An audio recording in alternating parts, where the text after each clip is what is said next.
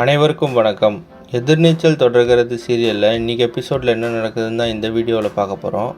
ஈஸ்வரி, நந்தினி, ரேணுகா, பார்கவி கிட்டலாம் உட்காந்து பேசுகிறாங்க. அப்போ ஈஸ்வரி சொல்கிறாங்க, நாளைக்கு போய் பார்கவிக்கு ட்ரெஸ் எடுத்துகிட்டு வந்துடுவோம் அப்படின்னு சொல்கிறாங்க.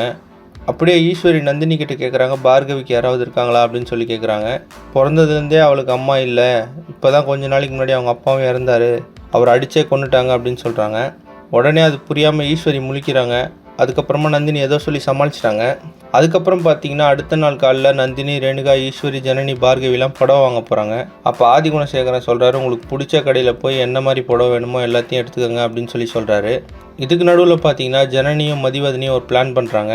நீங்கள் எந்த ரியாக்ஷனும் கொடுக்காதீங்க, எப்பவும் போல் இருக்க மாதிரியே இருங்க, அப்போ தான் அவங்க என்ன பிளான் பண்ணுறாங்கன்னு கண்டுபிடிக்க முடியும் அப்படின்னு சொல்லிட்டு மதிவதனி ஜனனி கிட்ட சொல்கிறாங்க. ஜனனியும் அதுக்கேற்ற மாதிரி எல்லாருக்கிட்டையும் நார்மலாக இருக்கிற மாதிரி இருக்கிறாங்க. இன்னொரு பக்கம் பார்த்தீங்கன்னா புடவை எடுக்க போனதில் ஜனனிக்கு அந்த வீடியோவை திரும்பவும் ராவணன் அனுப்பிச்சு கால் பண்ணி பேசுகிறாரு. ஆல்ரெடி ஆதிகுணசேகரனுக்கும் கால் பண்ணி ராவணன் தூண்டி விட்டார். இப்போ ஜனனிக்கும் கால் பண்ணி பேசுகிறாரு. இதனால் புதுசாக என்னென்ன பிரச்சனை வரப்போகுது, ஆதிகுணசேகரனும் ஜனனியும் திரும்ப முட்டிக்க போகிறாங்களா அப்படின்றத அடுத்தடுத்த எபிசோடில் பார்த்து தெரிஞ்சுக்கலாம். இந்த மாதிரி எதிர்நீச்சல் தொடர்கிறது சீரியல் அப்டேட்ஸ்க்கு நம்ம சேனலை சப்ஸ்கிரைப் பண்ணுங்கள், ஃப்ரெண்ட்ஸ் அண்ட் ஃபேமிலிக்கு ஷேர் பண்ணுங்கள். நன்றி.